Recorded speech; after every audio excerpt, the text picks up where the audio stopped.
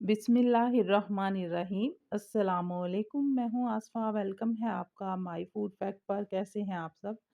अल्लाह पाक से दुआ है कि आपको अपने प्यारों के साथ खुश और आबाद रखे और आप पर अपनी रहमत का साया बनाए रखे। आमीन।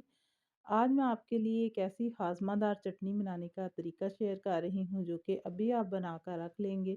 पूरा रमज़ान आपको ना तो कोई खाने पीने की टेंशन होगी, जो भी खाया पिया होगा वो हज़म होगा और वज़न बढ़ने की टेंशन भी से बिल्कुल टेंशन फ्री हो जाएंगे, क्योंकि ये वज़न घटाने के लिए भी बहुत ही अहम चटनी है।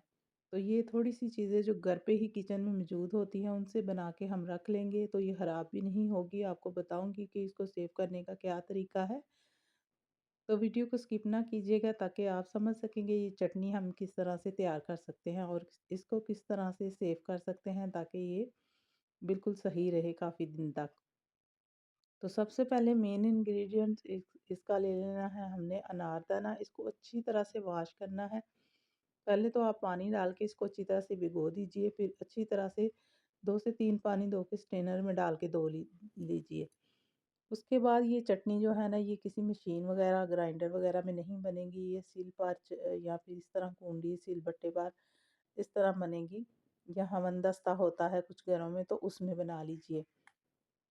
तो आपने इसमें नमक डाल देना है। थोड़ा सा नमक डालने से ये होता है कि जो भी चीज़ हम कुंडी में पीस रहे होते हैं वो आसानी से पीस जाती है। तो अनारदाने को आपने अच्छी तरह से पहले पीस लेना है। बहुत अच्छी तरह से जब पिस जाएगा फिर इसमें बाकी के इंग्रेडिएंट्स भी शामिल करेंगे। जितने भी मैं इसमें इंग्रेडिएंट्स ऐड कर रही हूँ सब ही हमारे खानों को हज़म करते हैं, कोलेस्ट्रॉल को कम करते हैं और इसके साथ साथ आपका जितना भी बादी होगी जिस्म में वो भी ख़त्म होगी और वज़न भी नहीं बढ़ेगा। तो अनारदाना जब मैंने अच्छी तरह से पीस लिया तो 2 मैंने बड़ी हरी मिर्चें ले ली थी, उनको भी मैंने कट करके डाल लिया है। तो इसको भी साथ अच्छी तरह से पीस लेंगे। तो ये वाली चटनी जो है ना, ये अमूमन पहले लोग घरों में लाज़मी बनाया करते थे, या दही की जो चटनी होती है, जो हम पुदीने की चटनी मिक्स करते हैं, उसी में ये थोड़ी-सी ऐड की जाती है। अब यहाँ पर मैंने 2 टीस्पून ले लिया है भुना और कुटा हुआ ज़ीरा। साबुत ज़ीरा हो तो वो भी डाल सकते हैं क्योंकि इसमें पिस जाएगा।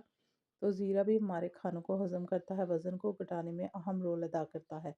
थोड़ा-सा मैंने लहसुन और थोड़ा-सा अदरक ले लिया है। ये थोड़ी-थोड़ी क्वांटिटी में ही जाएगा क्योंकि अदरक भी हमारे खानों को हज़म करता है और डाइजेस्ट सिस्टम को जो है ना बेहतर करता है हमारे।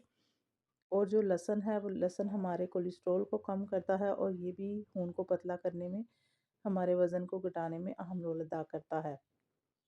तो ये जितनी भी चीज़ें हैं ना, ये खाने पीने की चीज़ों को हज़म करेंगी। जो हम रमज़ानुल मुबारक में बहुत सारे लोग जो है ना फ्राई चीज़ें हम खाते हैं, तो आजकल क्योंकि वैसे भी मौसम अच्छा है तो फिर फ्राई चीज़ें ज़्यादा बनती हैं। तो ये वाली चटनी जो है ना उन चीज़ों को हज़म करेगी, लेकिन फिर भी पूरी कोशिश होनी चाहिए कि इतदाल में रहकर ही खाया जाए। तो यहाँ पर सबसे पहले मैंने अब हरा धनिया ऐड कर लिया है। हरा धनिया मैंने पूरी गट्ठी ली थी और अच्छी तरह से इसको वॉश करके तो मैंने रख दिया था स्ट्रेनर में। तो अब इसको भी अच्छी तरह से पीस लेते हैं और उसके साथ ही फिर मैं पुदीना भी शामिल करूँगी, लेकिन हरा धनिया जो है ना वो मैं ज़्यादा ही ऐड कर रही हूँ। तो तो अब मैंने इसमें पुदीना शामिल कर दिया है। पुदीना भी मैंने पूरी 1 गट्ठी से ज़्यादा ही लिया था। तो इसको भी मैंने अच्छी तरह से वॉश करके स्ट्रेनर में रख दिया था। तो बहुत अच्छी तरह से इसको भी चटनी के साथ ही पीस लेंगे। अच्छा, इसमें अगर आप टमाटर भी शामिल करना चाहें तो वो भी ऐड कर सकते हैं। अगर मैंने इसको 1-2 दिन के लिए बनाना हो तो इसमें मैं टमाटर और हरा प्याज भी ज़रूर ऐड करती हूँ। लेकिन ये मैं थोड़े ज़्यादा दिन के लिए बना रही हूँ तो इसलिए मैं इसमें टमाटर ऐड नहीं कर रही, क्योंकि फिर ज़्यादा दिन के लिए स्टोर करना है तो इसमें टमाटर फिर ऐड ना कीजिएगा। और अगर टमाटर आप ऐड कर रहे हैं तो उसका छिलका ऊपर से कट करके फिर आपने पीसना है, टुकड़ों में कट करके। छिलका और उसके सीड्स निकाल दीजिएगा, तो फिर आपने इसको पीसना है इसके अंदर। तो बहुत अच्छी तरह से सारी चटनी को हम मिक्स कर लेंगे और इसमें एंड पर फिर 2 चीज़ें ऐड ज़रूर करेंगे जिससे ये चटनी जो है ना वो सेफ़ रहेगी और काफ़ी दिन तक आप आराम से निकाल सकते हैं। तो थोड़ी-सी ये आप 1 छोटी चम्मच जो है वो रोज़ाना आप इसको खाना खाने के बाद वैसे भी खा सकते हैं। अच्छा, मैंने इस पे 1 टीस्पून काला नमक ऐड किया है। काला नमक भी हमारे हाज़मे को दुरुस्त करता है और ये हमारी सेहत के लिए भी अच्छा होता है। अगर असली हो तो ज़रूर ऐड कीजिएगा।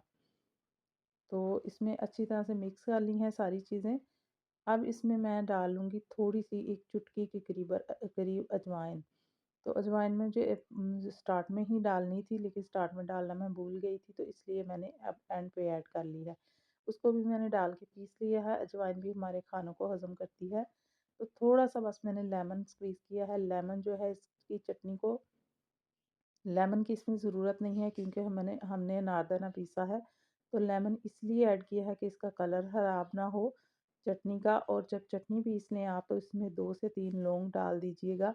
लौंग डालने से ये होगा, ये चटनी आपकी काफ़ी दिन तक ख़राब नहीं होगी। इसका कलर भी ख़राब नहीं होगा, ना ही इसके टेस्ट में फ़र्क आएगा।